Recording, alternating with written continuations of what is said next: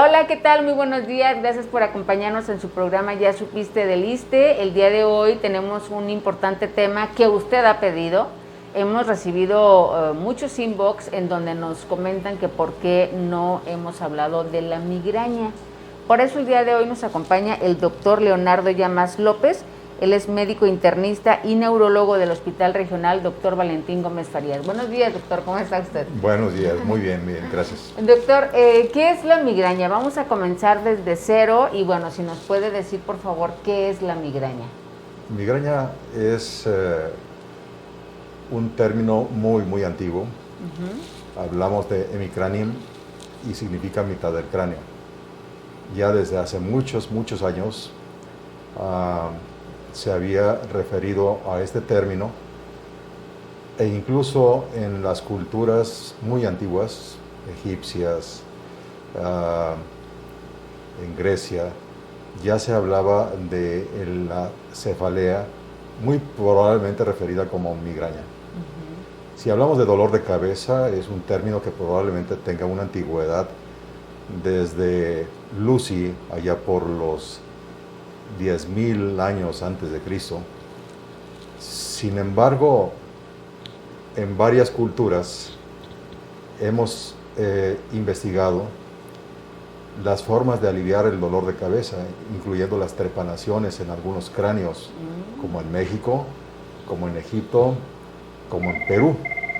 Entonces esas trepanaciones, por ejemplo en Perú, eran realizadas con los tumis, unas especies de cuchillos, sobre todo para tratar algo que tenía el paciente dentro del cráneo, que era o dolor de cabeza, o algo malo, quizás una crisis convulsiva, o algún tipo de trauma en donde el paciente tenía datos de focalización.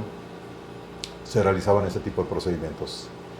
En México nosotros tenemos a nuestros indígenas que tienen una forma muy peculiar de manejar sus dolores de cabeza, que por ejemplo los lacandones utilizan una planta que se llama sambuco y hacen una mezcolanza con manteca y esa se la ponen en el cráneo donde hay dolor. Y siempre les digo cuando doy este tipo de pláticas, ellos ya inventaron las inyecciones subcutáneas antes de que apareciera un triptano que era subcutáneo, el sumatriptán, porque se aplicaban ese emplasto y en el sitio del dolor empezaban con un cuchillo a picarse el sitio subcutáneo para que se absorbiera y aliviara el dolor. Wow. Entonces, Freud relata a su esposa Marta los terribles dolores de cabeza y el alivio con cocaína inhalada. Entonces, migraña es un padecimiento que refiere a la Organización Mundial de la Salud como la sexta enfermedad discapacitante a nivel mundial. A veces me preguntan prevalencia en México y sí, hay un estudio que se publicó por parte del doctor Felipe Vega en la UNAM y que él refería que la prevalencia era de 13 casos por cada 13%, 13 casos por cada 100.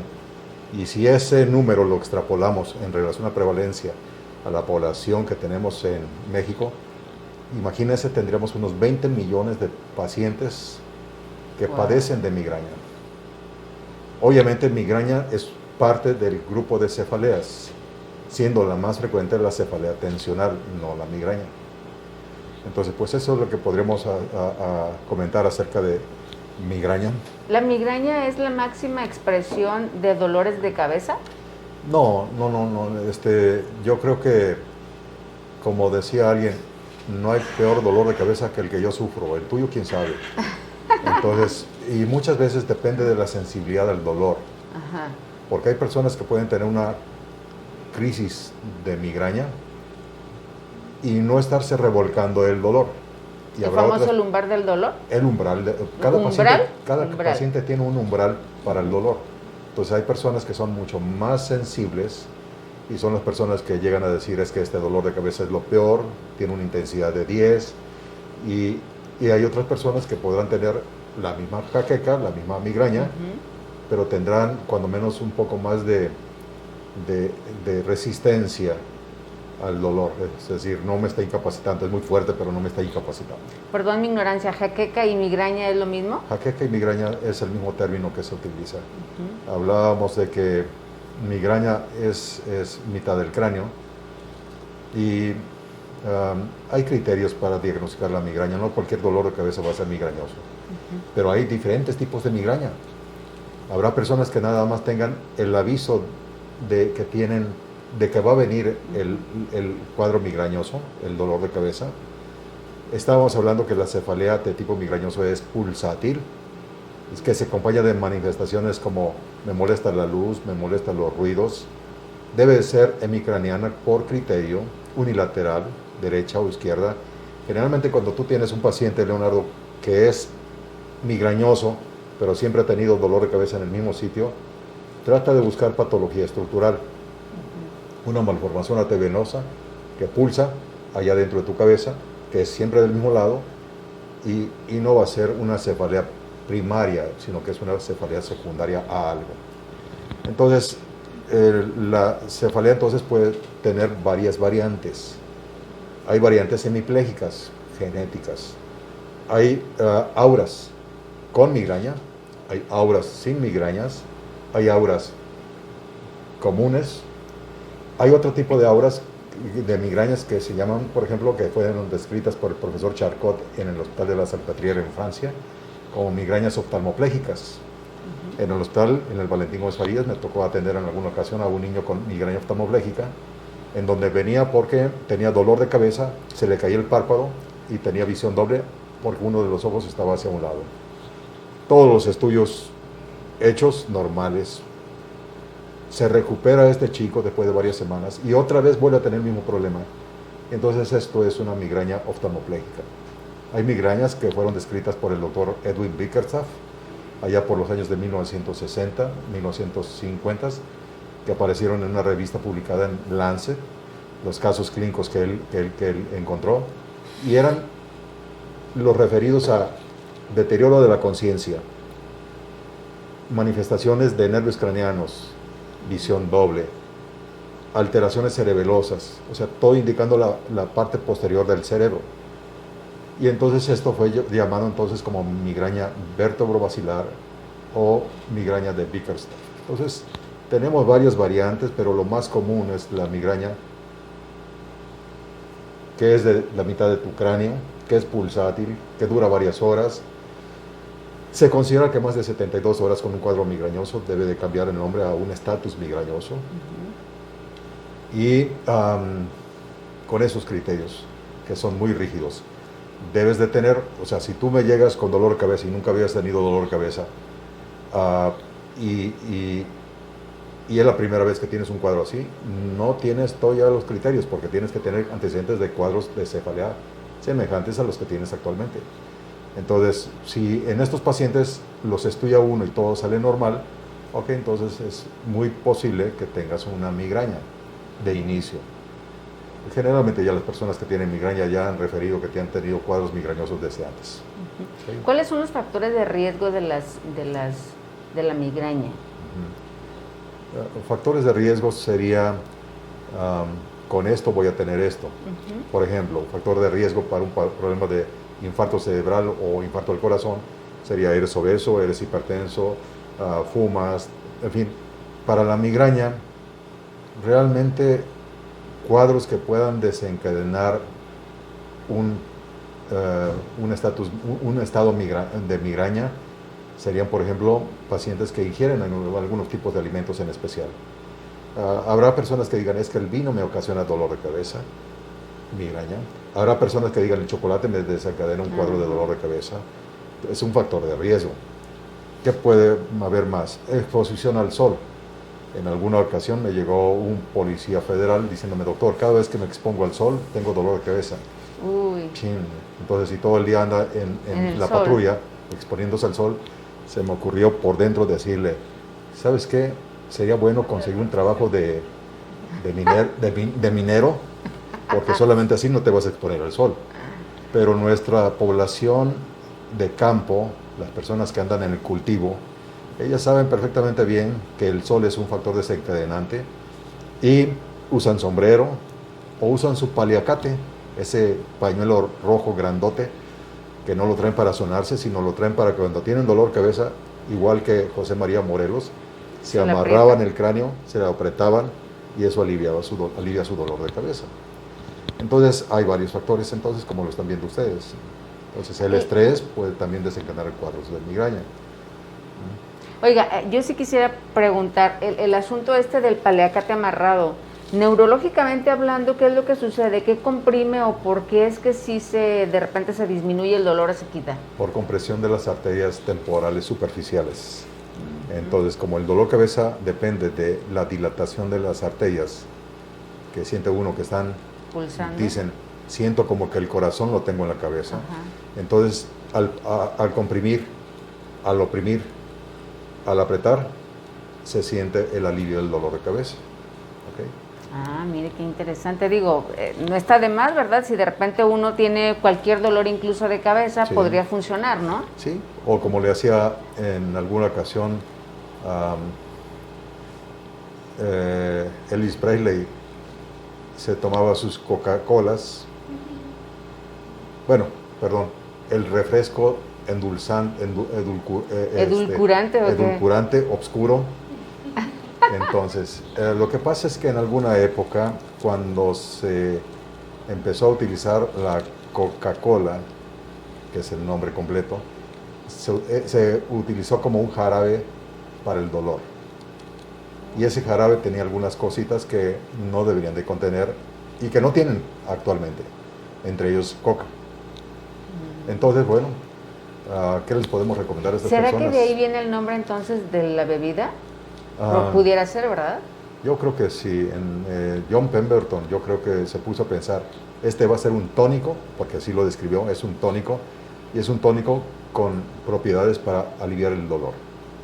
¿Okay? Pero fíjese, sí es cierto, yo nunca me había puesto a pensar eso, ¿no? La verdad, y nunca había leído con respecto a ese refresco. Sí.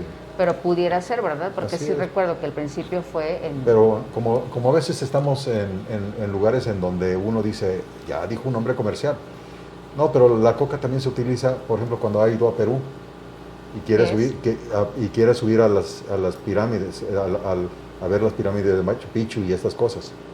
Pues antes de subir le dan a usted un té de coca. El té de coca famoso, ¿verdad? Peruano. Entonces estamos hablando de que tiene algunas propiedades. Y como yo lo dije al principio, ya Sigmund Freud había considerado que aparte de aliviar dolor de otro tipo, también era útil para él, para manejar sus dolores de cabeza. Él tenía muy buen control para manejar este tipo de sustancia adictiva. No así uno de sus compañeros que falleció por adicción. Ok, y hay una serie con respecto, ¿verdad? Hay muchas series muy interesantes acerca de Freud y de Charcot también. Ok, y bueno, hablando justamente de que eso utilizaba Freud en su momento para el dolor de cabeza, actualmente, ¿de qué podemos hablar con respecto a tratamientos? ¿Se puede curar la migraña? Sí, no, porque realmente no es un padecimiento que sea algo estructural. Hablando desde este punto de vista estructural, por ejemplo, un tumor cerebral, un aneurisma, parásitos o cisticercos dentro del cerebro. Estamos hablando de un trastorno de tipo funcional que inicia siendo neurológico, porque la fisiopatología de esta enfermedad tiene en su inicio alguna disfunción o alguna alteración en lo que sería parte del tallo cerebral, parte del área hipotalámica, parte del área temporal, hipocampal, entonces de estructuras que tienen algo que ver con dolor. Y de ahí, una vez que se ha activado ese tipo de neuronas, se involucran vías neurológicas como el ganglio superior, ganglio superior que es parasimpático, y trae las alteraciones vasomotoras de dilatación, y obviamente al dilatar hay una inflamación, como llaman por ahí, estéril, y ocasiona la percepción de dolor. Entonces realmente no es una patología que sea algo que estoy viendo en una resonancia magnética o algo que estoy viendo en una tomografía, es algo funcional. ¿Y de tratamiento qué es lo que se utiliza para las personas? Hay bastantes formas de tratamiento. Lo clásico hace muchos años era utilizar alcaloides derivados del cornezuelo de centeno. El cornezuelo de centeno era el trigo que estaba contaminado con el cornezuelo, una especie de hongo con forma de espolón. Y entonces, este tipo de tratamiento, este tipo de fármaco que se extrae de este hongo, ocasionaba un efecto vasoconstrictor y un alivio para el dolor de cabeza. Hablemos entonces que el fenómeno vasodilatador de mi cabeza, que me está dando una discapacidad y me estoy muriendo por esa sensación, con el efecto vasoconstrictor mejoraba bastante. La única situación es de que ya en la antigüedad se vieron los efectos colaterales de este fármaco cuando se toma en forma no controlada. Y esto pasa también aquí en nuestros medios. Tómese Cafergot, cafeína con ergotamina o ergotamina, y tómesela cada 8 horas, hasta que lo vea el neurólogo. Sí, pero el neurólogo va a ver de aquí a 3 meses, 4 meses, no sé cuánto tiempo. Con nosotros en el hospital no tenemos ningún problema, así que no hay mucho diferimiento, valga la aclaración. Entonces, el uso, la ingesta crónica de este medicamento te ocasionaba lo que se llama ergotismo. Y entonces esto nos remota a revisar la farmacología del ITER, que en algún apartado decía lo siguiente: la ingesta crónica de este medicamento puede ocasionar ergotismo. Y entonces en la antigüedad ya sabíamos de este efecto colateral. Y entonces creo que ustedes cuando están jóvenes y dicen, ay, me enamoré de tal persona, doctor. ponen de cabeza a un santo. San Antonio. San Antonio. Entonces, como la ingesta crónica del trigo contaminado te ocasionaba efectos de vasoconstricción, ergotismo, y probablemente... ¿Qué es ergotismo? O sea, que se entumen o qué. qué. Era el efecto crónico de este fármaco, producto del hongo, y que ingerías en forma continua sin saberlo. ¿Pero cómo se representa o cómo se manifestaba? Porque el trigo es como cuando decimos ya le cayó el chahuizcle. ¿Qué significa eso para ustedes? Pues a tu cultivo ya le cayó el hongo. Ajá. Y entonces pues ese trigo, ese maíz, esas mazorcas ya no están buenas. Entonces estamos hablando de que ellos ingerían en forma crónica el cornezuelo de centeno en forma de pan. Entonces se ponían en ayuno, le pedían a San Antonio, ayúdame, por favor, quítame estos problemas que tengo, la nariz necrotizada, los pabellones auriculares, los dedos, ergotismo. Y entonces desaparecía este mal, como favor de San Antonio a nuestra petición. ¿Ok? Pero muy bueno para la migraña. Tiene algo que ver que este fármaco tiene su acción sobre algunas sustancias, neurotransmisores, que se llaman 5-hidroxitriptamina. Bloquean los receptores de estas sustancias en nuestro sistema nervioso y por lo tanto alivian el dolor. Entonces, pero han salido ya otro tipo de variantes de estos medicamentos, lo que le llamamos triptanos o diptanos, que también tienen un efecto y no son tan tóxicos como la ergotamina. De hecho, ya es difícil que las personas estén prescribiendo ergotamina para el alivio del dolor de cabeza. Entonces, hablamos de los ergotamínicos, hablamos de los triptanos, que tienen varias formas de presentación y formas de administración. Subcutáneas, inhaladas en spray, tomadas, sublinguales. Entonces, todo depende de la marca comercial. Entonces, triptanos, esa otra posibilidad. Oiga, ¿y qué me dice acerca de el bilivulgar paracetamol? ¿O qué me dice acerca del ketorolaco? ¿O qué me dice acerca del clonixenato de lisina? Todos los medicamentos pueden llegar a ser efectivos cuando se inicia en forma temprana. Es decir, estás empezando con tu dolor de cabeza, es el momento de estar tomando ya tu analgésico. Porque muchas veces deja uno pasar el tiempo y ya te quieres tomar tu paracetamol y pues ya no es tan efectivo porque ya el dolor es mucho más fuerte. Entonces, depende del momento en que tomes el analgésico, dependerá la posibilidad de que tengas alivio para el dolor. Y así te llegan muchos pacientes diciendo, es que he tomado de todo, doctor. Pues qué bueno que ha tomado de todo, porque mi farmacia nada más es todo, no es nada más. Entonces llega uno ya a nuevas etapas en donde ya tienes medicamentos que actúan un poquito más específico sobre el mecanismo fisiopatológico de la enfermedad y se llaman gepantos o anticuerpos monoclonales para el dolor de cabeza. La cuestión es de que pregunta uno por un anticuerpo monoclonal para un dolor de cabeza y te sale en un ojo de la cara, que como decía mi hermana en alguna ocasión, no sé si es tan bueno que me quitó el dolor, pero por el precio, porque si tengo otra vez dolor, voy a tener que comprar otra vez el medicamento, o por la efectividad del medicamento. Con solo escuchar el precio no dice, no, ya no me duele nada. ¿no? Sobre todo cuando estamos hablando de la tecnología nueva que se llaman anticuerpos monoclonales. Entonces, ¿y también son pastillas? Los anticuerpos monoclonales se utilizan en forma subcutánea. Okay, entonces, pero el precio que yo traigo de uno de ellos era de 9,000 y tantos pesos. ¡Qué barbaridad! Si no me equivoco, que cuando al ver el precio yo dije, no, pues con eso se le quita el dolor de cabeza a cualquiera. Sí, entonces, totalmente. Y aparte que es temporal, ¿no? Digo, supongo que es para una ocasión. Y no te está curando el dolor. Es decir, vas a tener la mentalidad de que cuando vuelvas a tener dolor vas a tener que repetir otra vez el tratamiento. Entonces son terapias que han demostrado efectividad, pero todavía no están al alcance de toda la población. Las otras alternativas pueden ser incluso bloquear los sitios en donde hay mayor actividad álgica. Entonces, a través de la aplicación de toxina botulínica que se ha utilizado ya en últimas fechas. Botox, ¿no? Ese sería el nombre comercial, porque hay otros. Pero cualquier toxina botulínica se puede utilizar también para y lo que hace también es eso, ¿no? Es, supongo que no se mueve o que es lo Estamos hablando de que el Botox lo único que hace es bloquear terminaciones nerviosas entre la liberación de neurotransmisores que actúan sobre la placa muscular. Entonces ese tipo de bloqueo desensibiliza y te puede ocasionar alivio del dolor.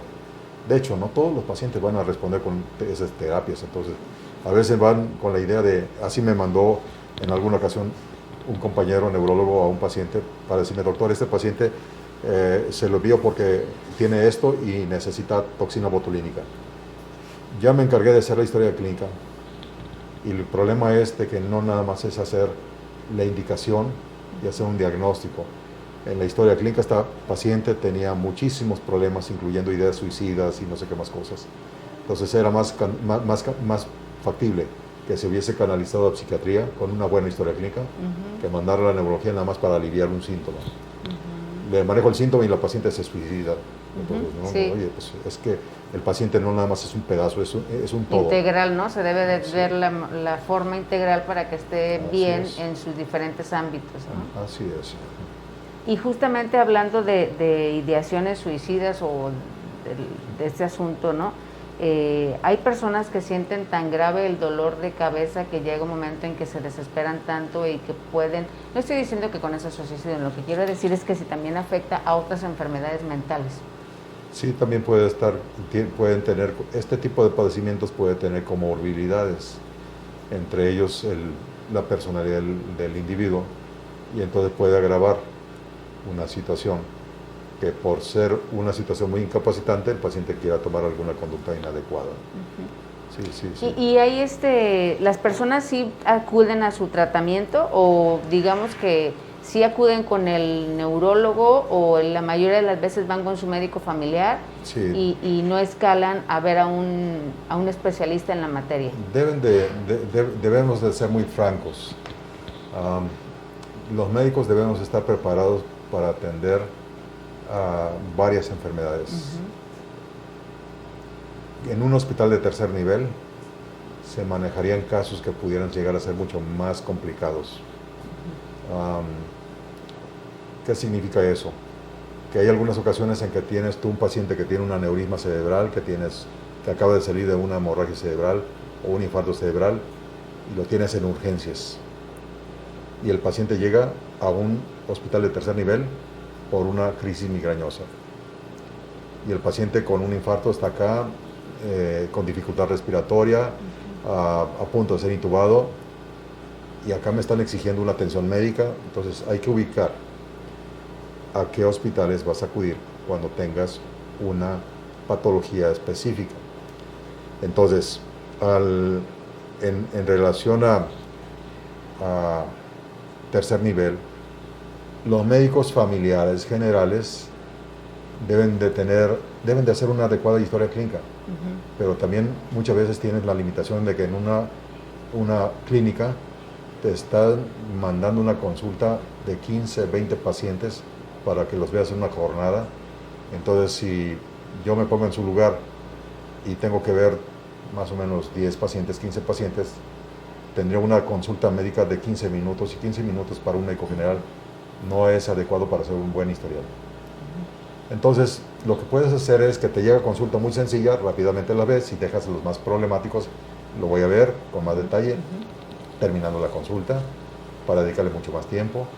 Y entonces tiene uno que idear la forma de cómo atender al paciente. Entonces, cuando entonces sospechas de que el paciente no es tan fácil o tiene alguna otra cosa más, es cuando ya tienes que escalar. Y entonces ya es cuando tú dices, voy a mandarlo a especialidad para una valoración neurológica, no para que el neurólogo maneje sus migrañas. Entonces, cuando llega el paciente a la consulta por migraña, entonces se le hace un historial clínico, o hago un historial clínico, hago una exploración neurológica completa. Generalmente, casi todos los pacientes que vienen conmigo ya a un tercer nivel, son pacientes que yo no me ando por las ramas. Entonces les pido un estudio de tomografía para descartar patología estructural. Entonces, una vez que llegas a eso, confirmas que hay una cefalea secundaria o es una cefalea primaria, es decir, encontraste algo o no encontraste nada. Y entonces, cuando ya encuentras algo, es cuando ya puedes decir, vamos a tratarlo de esta forma. Cuando no, entonces estás ante un paciente que tiene una cefalea primaria. De esas cefaleas primarias, la gran mayoría van a ser cefaleas tensionales. Como comentábamos, de cada 100 pacientes, 13 van a ser migrañosos, aproximadamente. Entonces, esos pacientes son también a los que les tienes que enseñar y educar acerca de cómo manejar sus analgésicos. Tengo todo este tipo de tratamiento. Empezamos quizás con los más simples.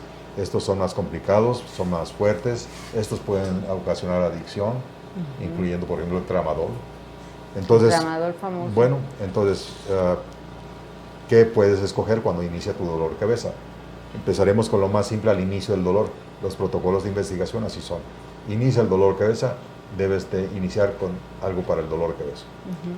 Y entonces, cuando no respondes después de un tiempo razonable, que generalmente son 45 minutos, una hora, entonces, ¿qué puedes hacer?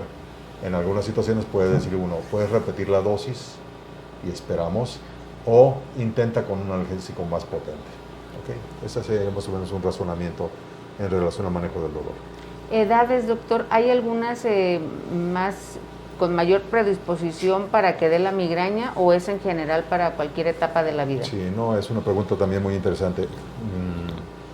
Yo ya me libré de las migrañas. ¿Sí? ¿Hasta determinado tiempo entonces? Pero caramba, ya no me pregunten la edad, pero yo ya no tengo... Si ya les dije mi antigüedad federal, entonces ya tienen una idea de cuántos años son. Terminé la residencia a los 30, 35, y ahorita ya tengo tiempo para jubilarme. Digo, ya tengo 40 años para jubilarme. Pues entonces, esta edad ya no es tan factible que yo tenga cefaleas. O sea, personas adultas mayores ya no es... Es difícil, puedes tenerlo, pero ya no es la edad frecuente. Entonces, para contestar la pregunta, digamos que hay una edad vamos a terminar pronto, adultos jóvenes, quizás adolescentes, casi adultos y adultos jóvenes, es en donde existe mayor prevalencia para las cefaleas de tipo migrañosas. ¿Okay?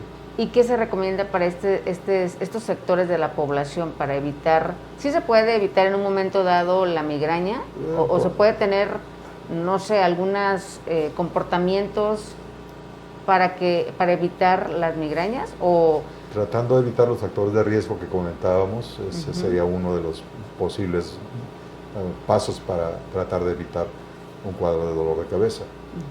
Sí, entonces yo creo que sería lo más importante.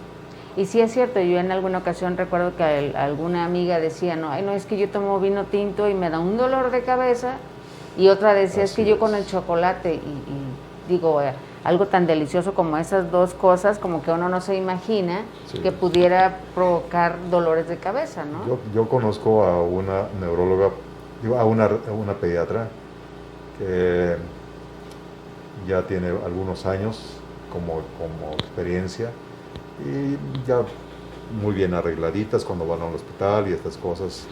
Ella empezó un viernes en la mañana. No, pues vamos a ponerlo de la siguiente forma, de acuerdo a como yo la vi. 72 horas ya esto era un estatus migrañoso. Ok. Pero ella empezó quizás el día jueves, y el viernes siguió con dolor de cabeza, y el sábado de esa doctorcita modosita, bien arreglada, bien pintadita, ya ven que ustedes echan su brochazo por ahí. Entonces llega con una bata, ¿cómo le llaman ustedes? O nosotros a veces, batas matapasiones. Una bata desde aquí hasta el tobillo, con sandalias, y todo el cabello, todo. Me pidió entonces una consulta privada en un sábado en la mañana, y yo dije, pues, ay, ¿y esta quién es? Entonces, bueno, ¿Y era ella? Y era esta pediatra. Entonces, ok, ¿sabes qué, hija? ¿Puedes internarte? No, lo que sea menos internarte. Entonces, ¿sabes qué? Podríamos utilizar esteroides, dexametasona, para manejar tu dolor. Y dicho y hecho, manejamos los esteroides en su casa. ¿Sabes qué? Te vas a aplicar esto, de preferencia que sea por vía intravenosa. Perfecto. En la tarde ya estaba libre de dolor. Ok, entonces estamos hablando de factores. Oye, hija, ¿y cuáles fueron los factores que te pudo haber disparado un dolor de cabeza? Su personalidad es una joven, bueno, no es una joven, es una amiga muy obsesiva, muy perfeccionista, poco tolerante. Entonces, una personalidad que maneja mucho estrés. Pues bueno, maneja tu estrés. Entonces, más o menos es lo que podemos comentar. Pero entonces, el hecho de que una persona sea como incluso hasta un poco obsesiva, puede ser un factor de riesgo para que en un momento dado se pueda presentar, justamente por esa rigidez que de repente se maneja y ese perfeccionismo, como usted lo mencionó. Es un factor de estrés. Vamos, en la literatura también tenemos casos muy interesantes en relación a estrés. Estando yo en Holanda, estaba pasando por ahí, me encuentro una estatua de una niña chiquita, más o menos de este tamaño, y un edificio. Y ese edificio era de una niña que vivió en ese lugar, que se llamaba Anita Frank. Y ella escribió algo. Diario. Ella escribió algo relacionado con sus dolores de cabeza. Sí. Son terribles. Mis jaquecas o mis migrañas son lo peor. Sí, pero ¿cuál era la situación que vivía esta niña? Sí, pues ¿Sí? Entonces, terrible estar ahí encerrada. Sí, entonces definitivamente sí. Encerrada, con la presión de que fueran a llegar. Ajá. Y de que los mataran, ¿no? Digo, mínimo, ¿no? Así es. Sí, no, definitivamente, ¿no? Entonces sí es cierto, el estrés, el miedo, la incertidumbre, por supuesto que puede generar entonces algo así, ¿no? Ahora, ¿cómo podemos diferenciar un dolor simple, o no sé cómo se le puede llamar, de cabeza, a una migraña? ¿Hay alguna parte en específica en donde se concentre la migraña? O sea, que se pueda decir, si es en esta parte es que es migraña, o puede la migraña estar a lo largo de toda la cabeza. Como criterio tiene que ser unilateral. Pero ya cuando es intenso el dolor de cabeza, ya prácticamente es global. Entonces, siempre en medicina tenemos algo que se llaman banderas rojas, banderas de alarma. Por ejemplo, a un epidemiólogo de Playa del Carmen, que trabaja en el seguro, y ya no digo más, hace algunas semanas, 4 semanas más o menos, empezó con dolor de cabeza y nunca se había quejado de dolor de cabeza esta persona, nunca, ya como especialista menos. Pero yo dije, bueno, estás sometido a mucho estrés por la pandemia, tienes que estar registrando tantos datos, no te alcanza el tiempo, tienes que estar trabajando fines de semana, que no te corresponde tampoco, y cuando tú le dijiste a la directora, bueno, los fines de semana estoy viniendo para sacar el trabajo, le dijo, qué bueno, no vengo con usted porque pues obviamente eso es tiempo extra, y vengo por los tiempos extras. Bueno, empieza con un dolor ocular, que una doctora considera que era una variante de cefalea vascular. y le dijo a este epidemiólogo, le dice, es una cefalea de Horton. Son variantes de dolor de cabeza que sugieren ser de tipo vascular, igual que la migraña paroxística crónica en la mujer ya añosa, que nada más es de la mitad de la cabeza, únicamente de la mitad de la cabeza, y que responden muy bien con indometacina. Entonces ya cuando tienes una paciente con esas características, piensa en esto, y si ya le dice todo esto y no responde, darle tratamiento con indometacina. ¿Ok? Si respondes es tu diagnóstico. Ok, cefalea de Horton. El muchacho, joven epidemiólogo, pues, ¿qué será? 38 años de edad. Dolor ocular, inflamación palpebral, y le dio tratamiento con verapamilo y no sé qué otras cosas para el dolor, para profilaxis de los dolores de cabeza. Vale la pena ahorita que utilicé la palabra profilaxis cuando tú tienes dolor de cabeza migrañosos, que son por tiempo prolongado, 15 días. Hay quien dice que más de 5 en un mes o cosas por el estilo. Tienes que manejarlos con tratamiento preventivo profiláctico. De acuerdísimo con eso, pero muchas veces los efectos colaterales de los preventivos te los tengo que informar, porque si los presentas y no los toleras, pues entonces hay que cambiar otra cosa. Bueno, entonces le dije a este paciente, a este muchacho, le dije, vamos a hacerte una tomografía. Y el muchacho tenía una pansinusitis mayor de un lado, que era en donde tenía el dolor ocular, que del otro lado. Entonces, tienes primero, antes de dar un diagnóstico clínico, tienes que estudiar al paciente para descartar otras probabilidades. ¿Okay? Entonces, si tus dolores de cabeza son muy crónicos, muchos días en un mes, pues entonces vas a utilizar tratamiento que se llaman preventivos. Hay muchos, pero la oración que te dicen en relación a los tratamientos preventivos es, niña, bueno, jovencita, los dolores de cabeza van a tratarse con preventivos o profilácticos que sirven para disminuir la frecuencia y disminuir la severidad del dolor. Es decir, todavía los vas a tener, pero ya no van a ser al 100%, ni vas a tener 15 días, 30 días. A lo mejor vas a tener 15 días o menos con el dolor de cabeza. Ese es el objetivo del manejo con preventivos o profilácticos. Y si durante ese lapso de tiempo, que generalmente se dan por 3 meses, 2 meses, en protocolos de investigación que llevé en alguna ocasión, eran hasta 2 meses o 3 meses de tratamiento preventivo. Si durante ese lapso de tiempo tienes dolor, tomas tu tratamiento que se llama abortivo para tu migraña. La cafeína con ergotamina, el solmitriptán, que es el que tenemos nosotros en nuestra institución, que son para migrañas. Entonces, y tienes que tomarlo al inicio del dolor. ¿Okay? Entonces, preventivos o profilácticos, abortivos para el dolor agudo. Y obviamente eso siempre tiene que decirle uno a los pacientes. Enséñeme su, ¿cómo se llaman? ¿Carnet o qué? Donde llevan los medicamentos a veces. ¿Las recetas para saber qué medicamentos toman? Por ejemplo, si una persona tuviera un cólico menstrual, saca de su gran farmacia su bolsa, que es de todo, y por ahí utilizan, aquí están las medicinas, y ahí sacan sus analgésicos. El Advil. Su bolsa es para la medicina, vamos a poner así. Y entonces ya empieza tu dolor, inicias el tratamiento. Esa es una de las reglas de oro. ¿Okay? Entonces, preventivos. Hay tratamientos antiepilépticos como preventivos, por ejemplo el valproato. El valproato te lo tienes que tomar, generalmente dosis para un adulto serían, vamos a ponerle un número, 20 miligramos por kilo de peso por día. Sí, ok. Pero empezaste a tener temblor que no lo tenías antes. Empezaste a notar que el cabello se te está cayendo. Empezaste a notar que ya estás cambiando de talla porque ya le aumentaste ¿cómo se llama? Un orificio a tu cinturón. Entonces, incremento de peso, caída de cabello, temblor, riesgo de hepatotoxicidad o riesgo de problemas pancreáticos, inflamación pancreática. Entonces, ay, doctor, es que he estado con un dolor abdominal y es que me dieron tratamiento con esto desde hace una semana.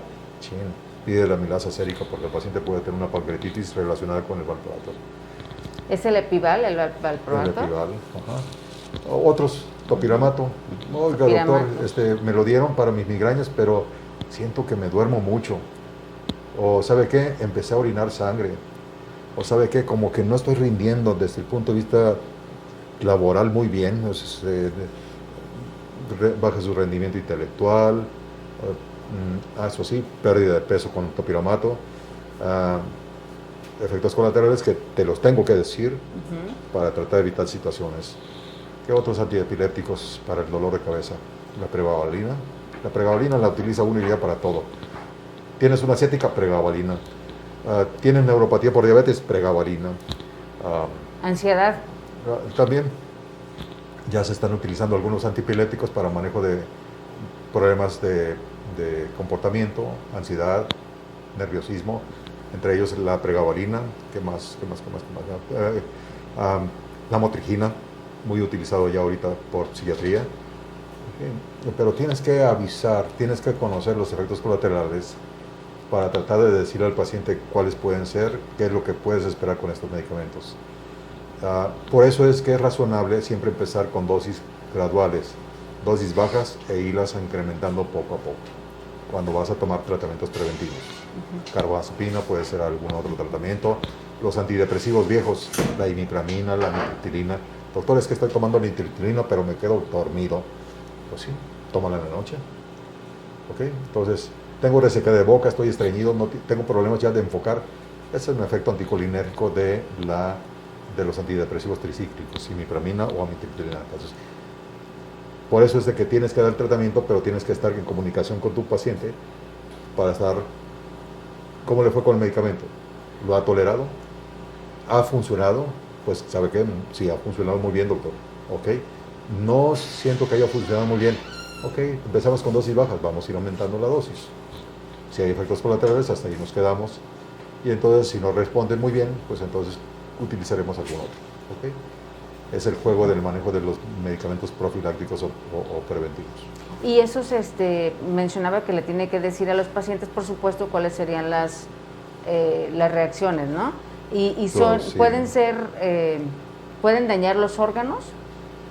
Cuando habla de Epival, de topiramato y de todos esos medicamentos, ¿pudiera ser en un momento dado que pudiera tener contraindicaciones que dañaran los órganos? Claro, por ejemplo, si yo tuviera un chico que tiene problemas de una joven gordita, mujer, que tiene piedras en la vesícula, entonces si yo le doy tratamiento con algo que ofende al hígado, ahí tienes que manejar las situaciones con bastante cuidado. Y tendría que estarse verificando ella periódicamente para ver que no esté afectando su riñón o su hígado o cualquier órgano vital. Por ahí hay algo que se llama, al mejor cazador se le va una liebre. Entonces, fíjate bien lo que puede pasar. El doctor llamas con mucha consulta privada, se iba a ir a un congreso y entonces le deja la consulta privada a uno de los muchachos jóvenes que cuando salen a veces le dice uno, lo que caiga es tuyo.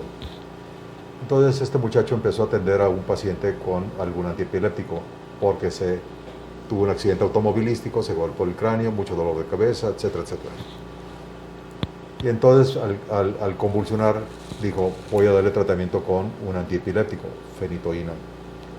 Ok, no convulsionó. Quizás un miércoles, para el día jueves tenía un montón de puntitos en el cuerpo, por 2 días. Para el día viernes ya estaba tapizado de manchas rojas. Se le hizo una determinación de plaquetas y las plaquetas eran de 5,000 plaquetas en lugar que tuviera 200 a 400,000. Tenía una plaquetopenia, trombocitopenia. Entonces el medicamento le ocasionó una púrpura, que así se llaman las manchas, trombocitopénica, secundario a la fenitoína. No, hombre, esteroides, plaquetas, avisar al hematólogo para que apoyara el manejo. Entonces, si no tienes cuidado en estar observando a tu paciente a las 4 semanas con estudios de laboratorio, se te puede escapar un garbanzo de a libra. ¿Okay? Tienes que tener cuidado cuando tú eres responsable de dar un tratamiento, tienes que tener ese cuidado de mire, si pasa esto, este medicamento que le voy a dar, ¿maneja? Sí, sí manejo. Bueno, ¿sabe qué? Puede disminuir sus reflejos o su estado de alerta, tenga cuidado entonces y advertirle al paciente. Y bueno, volviendo, o voy a preguntar nuevamente, con respecto a que si hay un área específica para la migraña o puede ser a lo largo de toda la cabeza, digo, ya hablo que es la mitad, ¿no? Pero la mitad de acá, la mitad de acá, la mitad de... El migráneo nada más. Pero también hablamos de algunas variantes. Entonces, algunas variantes como ¿cuáles? La cefalea, la migraña oftalmoplégica, dolor ocular, la migraña vértebro-basilar, acá atrás, en donde tenemos el cerebelo y el tallo cerebral. Esa fue la descripción original de Edwin Bickerstaff. Entonces, era una migraña, pero en territorio basilar. Entonces, la migraña afecta áreas vasculares. ¿Y esta parte? Esa parte, entonces, en esa situación sería cara. O sea, aquí hacia atrás, ¿no? Entonces, muchas veces el paciente puede tener, cuando ese tipo de topografía, investiga patología local, seno frontal, senos maxilares, te pueden irradiar el dolor. ¿Qué otra cosa? Es que mi migraña, doctor, y cuando estás revisando al paciente le dices, a ver, abra la boca, y le truena, se subluxa. Entonces lo que se llama es un síndrome de Costén. Y el problema tuyo no es una migraña, el problema tuyo es el estiramiento de las áreas musculares y ligamentos que te está ocasionando un dolor de cabeza semejante a la migraña, pero no es así. Entonces, oye, ¿qué voy a hacer? Bueno, yo sé que este tipo de problemas de disfunción de la articulación temporomandibular las ve el maxilofacial.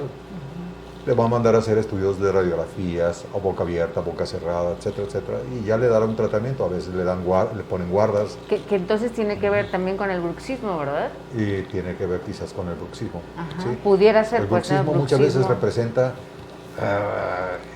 sí. estrés. Y vamos a otro tipo de dolor de cabeza. Es que mi dolor de cabeza está acá atrás, doctor, pero después está acá adelante y siento una presión, una pesantez, ok, entonces todo está dibujando el cuadro clínico de una cefalea tensional. Ok, entonces tienes que captar más o menos la información que te da el paciente para poder diagnosticar qué tipo de dolor de cabeza puede ser el que tiene el paciente.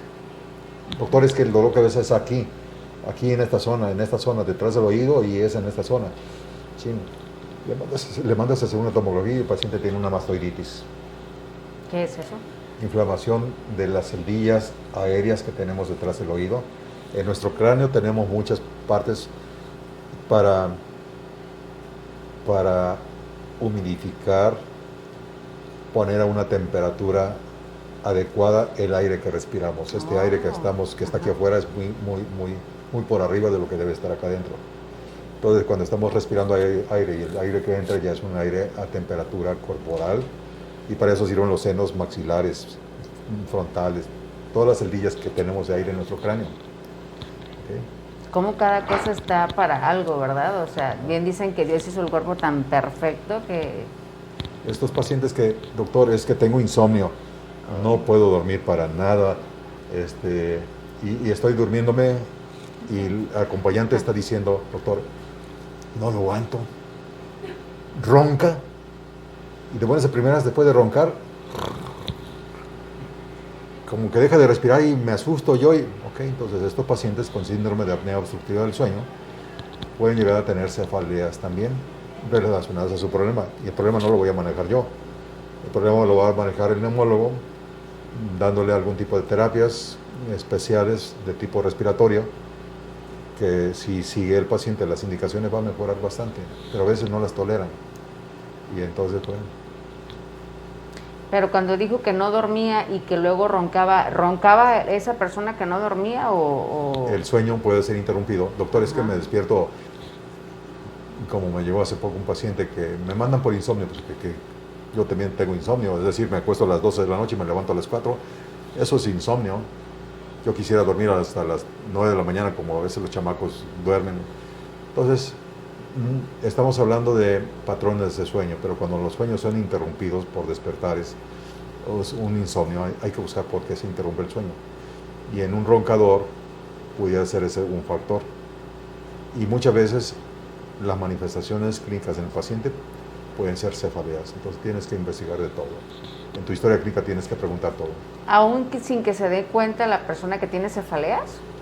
Aunque sí, muchas veces es el acompañante que nos dice, ¿sabe qué, doctor? Pues ya no lo aguanto, quiero cambiarme de cuarto o cosas por el estilo, ¿no? Entonces, todo eso entra dentro de una historia clínica. Ok. Entonces, y bueno, doctor, hablando de las personas mayores que usted mencionaba que ya no son, digamos, candidatas o que afortunadamente que ya no tienen las cefaleas tan frecuentes, ¿tiene algo que ver la edad o la estructura cerebral o...? No, yo creo que ¿por qué es menos frecuente? Sí, esa sería una pregunta muy interesante. Es probable que conforme pasan los años el paciente pueda ser un poco más refractario al dolor. Y estamos hablando aquí acerca de los aspectos psicológicos del dolor. Entonces, puede ser ese uno de los factores. No puedo yo decir con una generalidad, sí, este es el único. Puede haber otros factores por el cual es en edad mayor, y así lo ve uno cuando busca edad de mayor frecuencia de las crisis migrañosas. Entonces te dicen 25 a 35 años, 25 a 40. Bueno, ¿y por qué ya no tan frecuente a los 50, a los 60? Yo pienso que pudiera ser muchas veces que conforme pasan los años uno se va volviendo un poco más resistente a la percepción del dolor. Okay. Pienso. ¿Quiere decir que incrementa el umbral del dolor? ¿Aumenta? Sí, yo creo que sí. No es igual que un niño se caiga y se golpee a que un adulto se caiga y se golpee. Lo primero que pasa con un niño es que se pone a llorar. Y lo que pasa con un adulto es, me duele mucho y me levanto y sigo haciendo las actividades que yo tenía que hacer. Sí. Pues mire, ya seguramente quedaron muchas respuestas que usted tenía como preguntas. De todas maneras, si tiene alguna más, por supuesto que podemos hacérsela llegar al doctor con muchísimo gusto. Doctor, pues ya prácticamente se nos terminó el tiempo, pero nos gustaría saber algo que quizás no lo hayamos abordado y que sea interesante, importante para las personas, los derechohabientes y el público en general que nos está siguiendo. Hablábamos de factores de riesgo, la alimentación. Quedamos en que había algunos alimentos, chocolates, vinos, embutidos, carnes procesadas, jamón, tocino y esas cosas. Pero no todas las personas pueden ser disparadores de este tipo de problemas. Y como siempre les digo a veces, no hay peor dolor que el que uno tiene. Y alguna ocasión uno de mis compañeros, San Luis Potosí, el doctor Ildefonso Rodríguez Leiva, yo tenía dolor de cabeza y me agarró la mano, préstame su mano, y me empezó a apachurrar. Y yo le dije, ay, tranquilo, no te estoy haciendo nada. Y él me dijo lo siguiente, dolor quita dolor. Es decir, estaba yo teniendo una distracción con algo que me estaba ocasionando dolor, y el dolor que yo tenía por acá ya ni me fijé de si tenía dolor. Entonces son conceptos que son muy antiguos, pero muy útiles para entender el dolor. ¿Okay? Pues muchas gracias, doctor. De verdad, esperamos que, insisto, hayan quedado resueltas sus dudas, y si tienen alguna más, pues con mucho gusto podremos contestárselas de manera de inbox, por supuesto. Muchas gracias, doctor. Es un placer. De verdad, gracias por haber venido. Esperamos que no sea ni la primera ni la última vez que esté aquí con nosotros. Ya acordaremos hablar de otro tema, y por lo pronto le doy las gracias. Seguimos a la orden. Muchas gracias a ustedes. Muchas gracias, doctor. Gracias, muy amable. Gracias, doctor Leonardo Llamas López, quien es médico internista y neurólogo del Hospital Regional Dr. Valentín Gómez Farías. Gracias, doctor. Muy amable. Gracias, doctora. Gracias por acompañarnos también, por supuesto. Y bueno, ahora vamos a hablar con la licenciada María Sandra de las Mercedes Ruiz, quien es supervisora de estancias a nivel Jalisco. Licenciada, ¿cómo está? Buenas tardes. Te esperamos a que se lo coloque su... Gracias, doctores. Ah, sí. Bueno, vamos mientras ujú. Bueno, se lo voy a dejar así entonces, ¿sí? Así Ok. Ok. Buenos Gracias. días. Buenos Buenos días, ¿cómo está? María. Muy bien, gracias. ¿Y tú? Bien, también, gracias. Licenciada, pues, ¿qué nos puede decir de las estancias de bienestar y desarrollo infantil? Recuérdenos cuántas tenemos aquí en la representación del ISSSTE en Jalisco. Y bueno, tengo entendido que hay cupo. Sí, mira, Marilu, tenemos en el estado de Jalisco 9 estancias, 3 son propias, son del ISSSTE, y 6 son contratadas. 5 estancias están aquí en lo que es la zona metropolitana de Guadalajara, por más o menos la colonia americana, están las 3 propias. Y las otras 2, una está en Chapalita y la otra está aquí muy cerca del Palacio Federal, en la zona centro.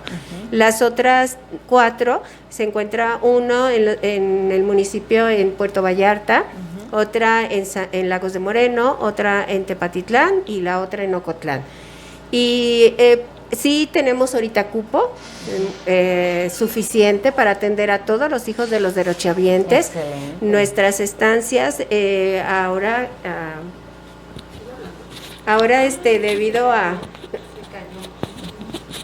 debido a esta situación de la pandemia, nuestras estancias no han dejado de trabajar, más sin embargo el ISSSTE siempre preocupado y ocupado en toda esta situación, ha hecho protocolos en los que hemos aumentado. Siempre se ha tenido mucha precaución en las estancias en el área de salud y el área de higiene con los niños. Ahora se ha aumentado. Sí, aumentaron con este protocolo nuevo, entonces las estancias realmente no han dejado de trabajar en todo este tiempo de pandemia. Las estancias están con las puertas abiertas para recibir a los niños y con un protocolo de sanitización y de verificación de la salud muy, muy estricto para evitar que pudiéramos tener algún contagio en nuestras estancias. Eso es muy importante, es decirlo nuevamente, que las estancias durante toda la pandemia y a la fecha no han dejado de operar. La verdad es que han estado abiertas para los papás de los niños que requieran, en este caso, alguna estancia. Eso es muy importante. ¿Por qué? Pues porque con la pandemia la mayoría de las estancias fueron cerradas, algunos lugares fueron cerrados, pero acá no. ¿Por qué? Porque a final de cuentas sabemos que muchos de los padres de familia tenían que salir a trabajar y pues bueno, ellos necesitaban un lugar que pudiera hacerse cargo de sus niños y por supuesto que el ISSSTE en su acción de ser comprensivo y sobre todo de seguirle brindando estas prestaciones a sus derechohabientes, a sus trabajadores, pues por eso es que se mantuvo con las puertas abiertas, ¿no? Así es, sí, sabiendo toda esa situación que tú acabas de mencionar, o sea, el ISSSTE dijo, no, nosotros abrimos, y se le dejó siempre a las mamás la decisión, por supuesto. Sí, ellas querían. Actualmente, inclusive, ya regresaron muchos niños porque la SEP ya decidió también, ya que empezaran las clases presenciales, sí regresaron muchos niños, más aún, todavía hay algunos que pues por decisión de los padres no han acudido, más no se les deja de atender y estamos dando, ¿sí? O sea, tú sabes que nuestra prestación es hasta los 6 años, entonces estamos integradas o tenemos convenio con la SEP, entonces nuestros niños de preescolar están tomando lo que es el programa de la SEP y nuestros niños de educación inicial, que son los bebés, por así decirlo, desde los 2 meses a los 3 años, tienen lo que es educación inicial y también se tiene convenio con educación inicial, entonces llevamos los 2 programas de la SEP. Entonces, a la par con la SEP, iniciamos ciclo escolar, que es muy diferente al ciclo de servicio que lleva el ISSSTE. El ISSSTE inicia su ciclo escolar el 1 de agosto y termina el 31 de julio, su ciclo de servicio. Y la SEP empezó el 20 de agosto su ciclo escolar y su ciclo escolar termina creo que como para el 20 de julio o algo así, según más recuerdo. Entonces estamos a la par con la SEP, estamos trabajando con la SEP, nos supervisa la SEP también, para variar. Pero estamos, las maestras están muy bien capacitadas, estamos trabajando mucho con los niños, esa parte emocional inclusive de muchos que no habían ido ni por una vez, ni por una ocasión a la estancia. Conocían la estancia, ¿no? Sí, o algunos no la conocían porque el proceso de inscripción lo llevaron sus mamás en casa, y otros porque habían dejado de ir por la pandemia. Entonces, ahorita las maestras están trabajando mucho también en el área emocional con estos pequeñitos. Parte importante, ¿verdad? Sí, porque a veces pensamos que como los vemos jugar o los vemos que no nos lo dicen, no lo están pasando. Pero sí lo están pasando, y algunos más que otros, ¿no? Algunos de plano sí estuvieron muy encerrados y otros pues sí salían un poco. Entonces, esta parte emocional también las maestras, ahora en el consejo técnico que se tuvo a principios de agosto, se les estuvo capacitando. E inclusive el ISSSTE también mandó una guía de actividades para trabajar lo afectivo socioemocional con los niños. Insisto que es muy importante, ¿por qué? Porque la socialización es verdaderamente trascendente, principalmente en etapas tempranas de la vida, ¿no? Así es, así es. Y es importante decirles qué es lo que está pasando y cómo se debe de manejar. Así es, sí. Y a veces, pues en casa hay muchas cosas muy buenas, yo no digo que no, pero hace falta un poquito ese empujoncito que se les da en las estancias a los peques, en ocasiones para hablar, en ocasiones para caminar, en ocasiones para saber cómo socializar con los compañeritos. Y por supuesto que en la estancia esta situación se da muy natural con ellos, porque ellos se prestan mucho a darla con el apoyo y el seguimiento y el fortalecimiento de las maestras. Híjole, de verdad, qué interesante. Entonces, si estamos hablando de que sí hay cupos, porque anteriormente de lo que se adolecía era de que no había espacios para los niños, ¿no? Así es. Entonces, ya se imaginará usted la buena noticia que es esta. Ahorita hay cupo en las estancias de bienestar y desarrollo infantil del ISSSTE para los derechohabientes de este instituto, así que si usted tiene a su niño ¿de cuántos meses puede ingresar? Desde los 2 meses pueden ya ingresar a las estancias del ISSSTE. Y hasta los 6 años puede usted hablar. ¿A qué teléfono pueden hablar? ¿Cómo pueden comunicarse con el área?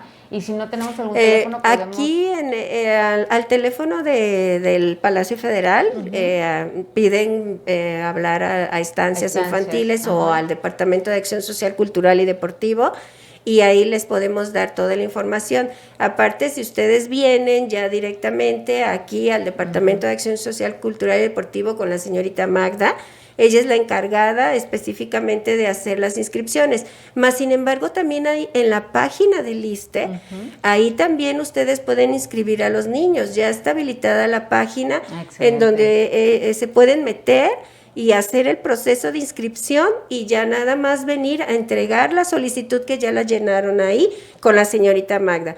Más sin embargo, si tuvieran algún problema con la página, pueden acudir aquí al Palacio Federal. Que estamos hablando que es Avenida Liceo, bueno, mejor dicho, calle Liceo número 500, el domicilio oficial es Avenida Alcalde número 500, sin embargo, bueno, sabemos que en estos momentos la entrada principal de aquí de Palacio Federal es calle Liceo número 500, usted puede ingresar, estamos en planta baja, pregunta por Acción Social, Cultural y Deportiva, dice que quiere registrar a un niño para una estancia o guardería, como comúnmente se le conoce, y con la señorita Magda, como ya lo dijo la licenciada, pueden llegar directamente para inscribir a su pequeño. Así es, no es muy complicado. Y anímense, de verdad, en los niños se nota tanto ese cambio favorable de la convivencia social que tú comentas, que ahorita los niños están ávidos de tenerla. Y los aprendizajes, o sea, hay muchos aprendizajes en las estancias infantiles, se les aprenden del área de salud, aprenden del área de alimentación, aprenden del área pedagógica, o sea, son muchas áreas las que dentro de la estancia se trabajan con rutinas diarias en las que al parecer diríamos, no estamos aprendiendo mucho, pero se aprende demasiado. noche. No, pues la verdad es que excelente noticia para que ustedes tomen en cuenta, lo tomen en consideración y se den una vuelta aquí a Palacio Federal o bien ingresen a la página del ISSSTE, en donde ustedes pueden ahí realizar la inscripción de sus pequeños o pequeñas. ¿Alguna otra información que tengamos adicional, licenciada? No, yo creo que hemos abarcado lo más importante y pues anímense, de verdad, hagan su solicitud, no las vamos a esperar mucho tiempo, no van a esperar mucho tiempo, casi inmediatamente se les va a mandar. Entonces, inclusive en la página también viene la ubicación de las estancias, si ustedes quieren saber específicamente, pero claro que nosotros estamos ahorita ávidos de tener niños. ¿Cuáles son los requisitos? Ya por último. Se pide acta de nacimiento del bebé, se pide un certificado médico, acta, el CUR del bebé, el CUR de la mamá, identificación de la mamá, y se pide la copia que les dan en el hospital cuando nace el bebé. Eso es lo que se les pide para inscribir aquí. Ya en la estancia se les harán otros requisitos. Aparte de esos, se les hacen una entrevista, el equipo interdisciplinario, y entonces cumpliendo la entrevista del área de salud, de psicología, de trabajo social, del área de nutrición y el área pedagógica, que esas no le llevan más de 2 días en hacer esas entrevistas, ya se les da la fecha para ingresar y sin problema. Muy bien, pues muchísimas gracias por la información, gracias por la entrevista y sobre todo, pues a usted le decimos nuevamente que si tiene a su bebé, a su pequeño, a su pequeña, pues entonces inscríbalo, no se quede afuera. Recuerde que hay mucho por aprender en una estancia de bienestar y desarrollo infantil, sobre todo en estos tiempos en donde han tenido que estar encerrados en su casa prácticamente por la cuestión de la pandemia. Muchísimas gracias, licenciada. No hay de qué, licenciada. Gracias a usted por invitarme. Gracias, nos despedimos nosotros, se nos acabó el tiempo, nos vemos el próximo miércoles, no sin antes decirle muchas gracias por su atención. Nos vemos entonces. Gracias. Gracias, licenciada.